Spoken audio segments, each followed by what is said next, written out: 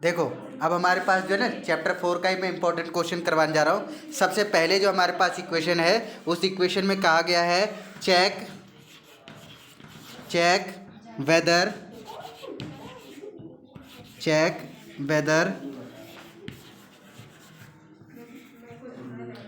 The following equation is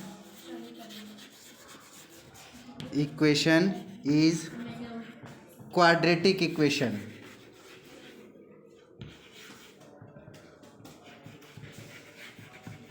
मतलब हमें check करना है कि ये द्विघात समीकरण है या नहीं है, ठीक है। और नॉट कौन सा इक्वेशन है ये?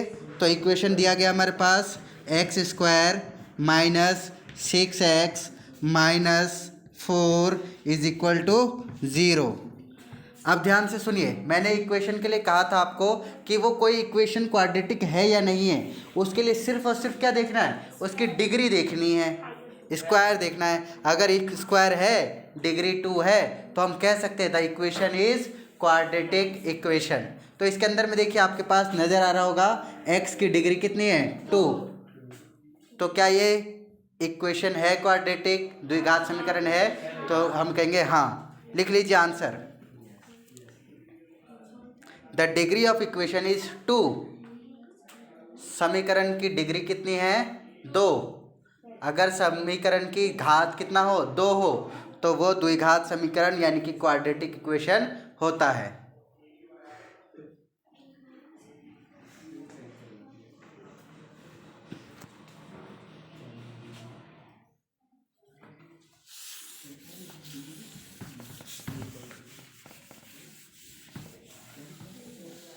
अगर किसी समीकरण का घात 2 हो तो वो क्या होता है? द्विघात समीकरण। The degree of equation is 2 means x² minus 6x minus 4 is quadratic equation. अगला क्वेश्चन फिर से ऐसे ही है, उसमें भी हमें चेक करना है। क्या करना है? चेक करना है। तो चेक करके बताइए क्या कि x जो इक्वेशन है हमारे पास 3x² minus 7x minus 2 is equal to 0, क्या ये क्वाड्रेटिक इक्वेशन है? Second question 3x² minus 7x minus 2। तो इसमें भी अगर हम देखते हैं कि इसकी भी डिग्री कितनी है? 2। और जिसकी डिग्री 2 है वो क्या है? Quadratic equation. समझ में आ रहा है ना?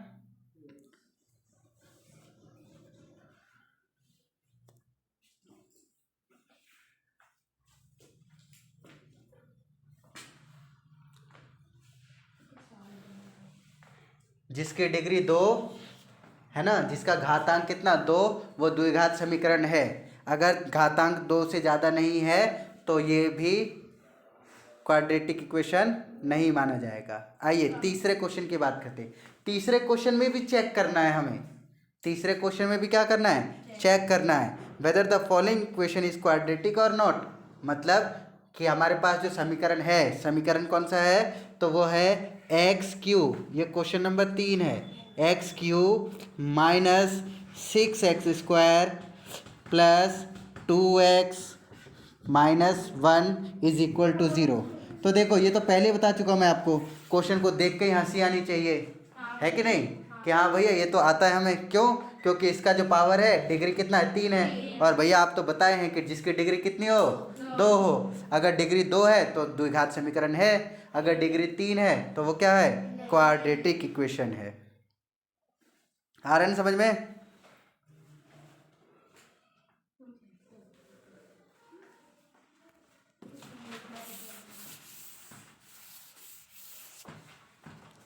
अब चौथे क्वेश्चन की तरफ चलते हैं।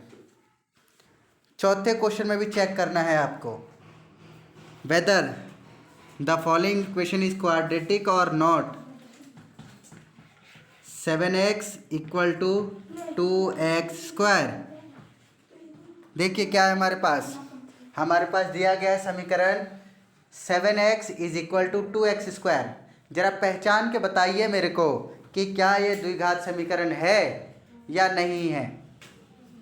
तो हम अगर कहते हैं कि भैया इसमें डिग्री तो दिख रहा है लेकिन बराबर दिया हुआ है, बराबर दिया हुआ है तो हमने इक्वेशन पढ़ा हुआ है। इक्वेशन क्या होता है? इक्वेशन होता है हमारे पास ax² plus bx plus c is equal to 0।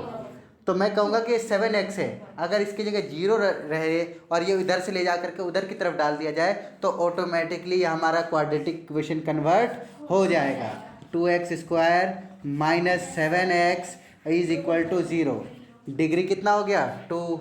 अगर डिग्री 2 हो गया तो ये क्वाड्रेटिक इक्वेशन यानी कि द्विघात समीकरण माना जाएगा। ठीक है? भैया बट इस फॉर्म में नहीं माना जाएगा। क्या चीज़? इस फॉर्म में माना जाएगा जो आपने। हाँ, मैंने आपको बना के दिखाया ना, ये द्विघात समीकरण है, क्योंकि उसको प्रॉपर वे में लिखा नहीं था, हमने उसको प्रॉपर वे में कन्वर्ट किया है। प्रॉपर वे में कन्वर्ट करेंगे तो ऑटोमेटिकली ये हो जाएगा। ऑब्जेक्टिव में आया तो मतलब यस लिखना है जी, अगर ऑब्जेक्टिव में आता है तो इसके आंसर को हम यस लिखेंगे, it is quadratic equation.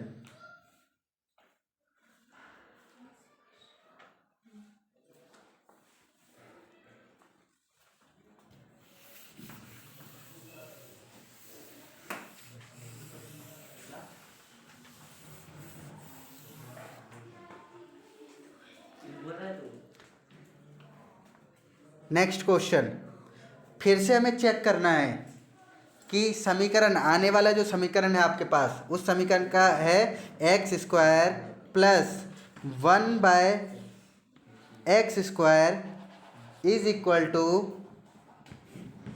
2 where x does not equal to 0। क्या बताया गया यहाँ पे आपके पास? x² प्लस 1/x², क्या चीज़? x² plus 1/x² is equal to 2, जहाँ पर x does not equal to 0, जो x है वो 0 के बराबर नहीं है। तो आप ये पहले करके बताइए कि क्या ये द्विघात समीकरण है, अगर है तो कैसे और नहीं है तो कैसे। तो मैं आपको यहाँ पर समझा देता हूँ कि इस क्वेश्चन में अगर हम करेंगे तो एलसीएम लेना पड़ेगा हमें। क्या करना पड़ेगा? हमें एलसीएम लेना पड़ेगा। और एलसीएम अगर हम कन्वर्ट करते हैं तो इसकी जो डिग्री है, जो पावर है, वो पावर कितनी कन्वर्ट हो जाएगी? 4 हो जाएगी। और यदि पावर कितना हो जाता है? 4 हो जाता है। और हमने तो पढ़ा है कितना पावर कितनी होनी चाहिए? 2, लेकिन यहाँ पावर कितनी है? 4। That means it is not a quadratic equation.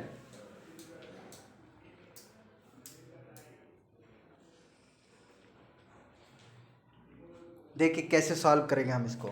आपने x² के नीचे लिखा 1 लगा दो, x² लिखा आपने, पूरा इक्वेशन पहले लिख लो, x² plus 1/x² is equal to 2 लिखिए, और x² के नीचे कुछ नहीं तो 1 लगाइए। फिर इसको मल्टीप्लिकेशन करेंगे तो इसकी जो इक्वेशन कन्वर्ट होकर के आ जाएगी वो आ जाएगी हमारे पास x की पावर 4 माइनस इन्वर्स होने की वजह से इन्वर्स आगे आ जाएगा, ये हो जाएगा 2x² प्लस 1 हो जाएगा।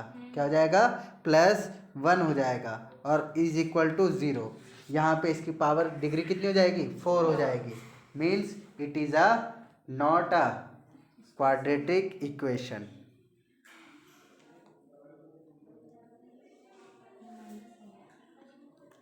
ये सारे के सारे इंपॉर्टेंट क्वेश्चन हैं,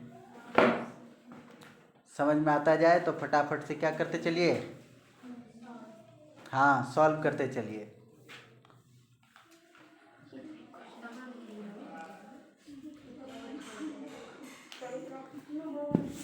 अगला क्वेश्चन,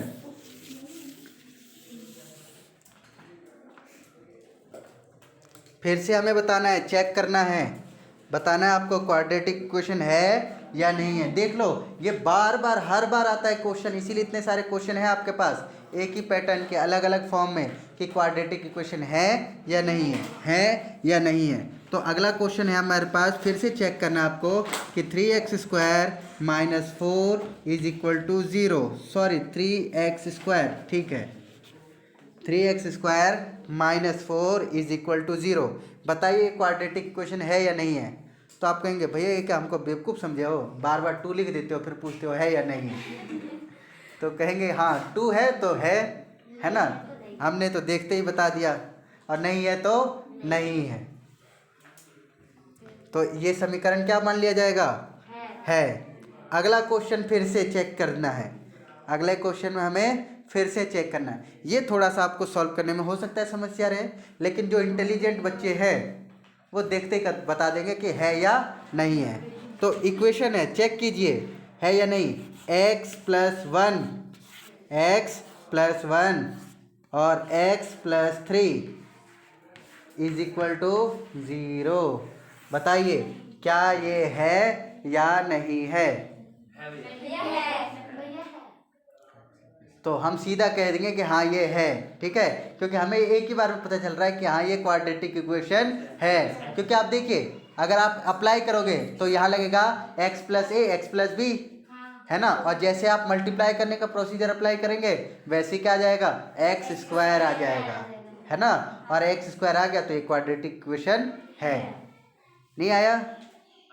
जिनको नहीं आया वो देखिए, x² इसका इसके साथ मल्टीप्लाई कर लीजिए, आप क्या कीजिए, x को x के साथ मल्टीप्लाई कीजिए, x² हो जाएगा। फिर यहाँ पे प्लस का साइन डाल के ब्रैकेट लगाइए, ब्रैकेट में आप किसको प्लस कीजिए, 1 को 3 के साथ प्लस कीजिए, और यहाँ पर x मल्टीप्लाई में लिखिए ब्रैकेट के बाहर, ठीक है, और फिर 1 × 1 को 3 से मल्टीप्लाई कीजिए, 3 बन जा 3, यानी कि ये आ गया आपके पास x² प्लस 3x+3, ये आ गया आपके पास इक्वेशन। अगर इस इक्वेशन को आप फॉर्म में लेते हैं तो ऑटोमेटिकली इसकी पावर कितनी आ जाती है, डिग्री कितनी आ जाएगी, 2। और अगर किसी इक्वेशन की डिग्री कितनी हो, 2, तो हम कहेंगे कि समीकरण किसके बराबर है, वो द्विघात समीकरण के बराबर है। उम्मीद करते हैं बहुत अच्छे से समझ में आ रहा है, आ रहा है ना जी। ये वाला तो हमने मिटा दिया, कोई परेशानी तो नहीं।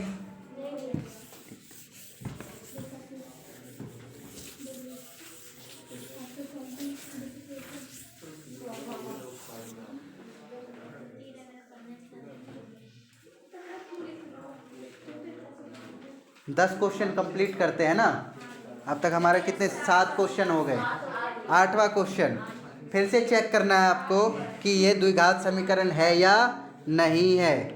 तो क्वेश्चन है 2x+ 2x+1, क्या है हमारे पास, 2x+1 और 3x+2 is equal to 6x-1 और x-2। ये आपके बुक का क्वेश्चन है, एक्सरसाइज 4.1 का। कौन सा है, 4.1 का क्वेश्चन है। आपको चेक करके बताना है कि ये द्विघात समीकरण है या नहीं है।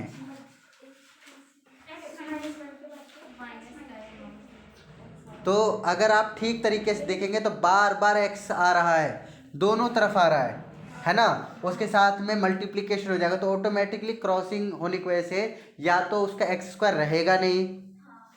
अगर ठीक से देखेंगे तो एक तरफ प्लस का है सिंबल है, एक तरफ माइनस का सिंबल है। अगर आप सिमिलर साइन होता है तो सिमिलर साइन क्या हो जाते हैं, कैंसिल आउट हो जाता है। सिमिलर साइन कैसा हो जाता है, कैंसिल आउट हो जाता है, और कैंसिल आउट होने की वजह से तो इक्वेशन क्या हो जाएगा, कैंसिल हो जाएगा, यानी कि ये द्विघात समीकरण नहीं होगा। ये तो देखते ही बता सकते हैं, लेकिन सॉल्व करना सीखिए। सॉल्व करना बहुत इंपॉर्टेंट है कि सॉल्व ये किस प्रकार से होगा, क्योंकि सॉल्व होगा तो हमारे पास क्वेश्चन को जो है इसको अगर हम दोनों साइड की बात करें, किसकी साइड की बात करें, दोनों साइड की, तो एक तरफ हमारे पास सॉल्व करने के बाद आ गया है 6x² प्लस 7x, है ना, +2।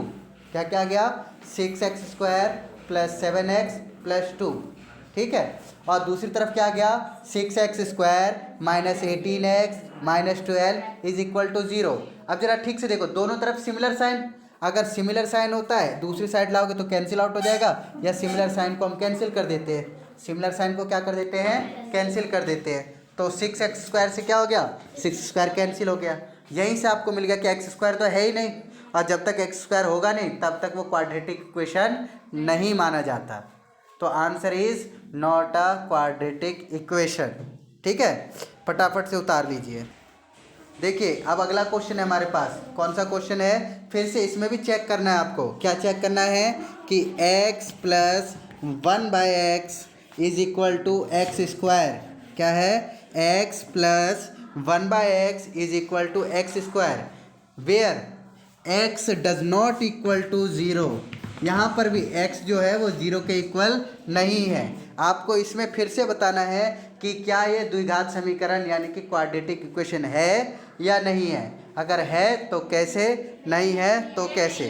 तो हमने देखते ही कह दिया कि ये भी क्वाड्रेटिक इक्वेशन नहीं है, क्योंकि कैसे भी सॉल्व करोगे तो उधर भी एक्स स्क्वायर है, इधर भी एक्स स्क्वायर है, वो या तो 4 हो जाएगा या कैंसिल आउट हो जाएगा। 4 होगा तो भी नहीं होगा और कैंसिल आउट हो जाएगा तो भी नहीं होगा। तो इसका जो आंसर आएगा वो 4 हो जाएगा। क्या हो जाएगा इसका आंसर, 4 होगा। डिग्री कितनी होगी, 4 होगी। इसीलिए ये इक्वेशन नहीं माना जाएगा। क्या आएगा इसको सॉल्व करके, ये आएगा x square plus 1 is equal to x 4 हो जाएगा। क्या हो जाएगा, x square plus 1 is equal to x 4 हो जाएगा। और इसी कारण से इसका इक्वेशन जो है वो क्वाड्रेटिक नहीं माना जाएगा। अगला और लास्ट क्वेश्चन हमें ये बताना है कि फिर से क्वाड्रेटिक इक्वेशन है या नहीं है। तो उसका देख लीजिए, क्या है, 16x स्क्वायर, क्या है, 16x square 16x square minus 3 is equal to 2x, क्या है हमारे पास, 2x प्लस 5, ठीक है, और 5x माइनस 3, ठीक है। देखो अभी जो लास्ट टाइम करवाया था क्वेश्चन, उसी पैटर्न का बिल्कुल ये भी इसी स्टाइल का क्वेश्चन है जो आपको करना है ना, और देख के बताना है कि ये क्वाड्रेटिक इक्वेशन है या नहीं है। तो ये जो है ये क्वाड्रेटिक इक्वेशन है, क्योंकि इसको सॉल्व करके जो ना वो आप अगर सॉल्व करोगे उसी पैटर्न पे जैसे वो वाला किया था, तो इसका क्या आ जाएगा, इसका आ जाएगा 6x स्क्वायर माइनस 19 प्लस 12 आ जाएगा। क्या आ जाएगा, 6x square minus 19 plus 12 is equal to 0 आ जाएगा। ये एक क्वाड्रेटिक इक्वेशन माना जाएगा। ये क्या माना जाएगा, एक क्वाड्रेटिक इक्वेशन।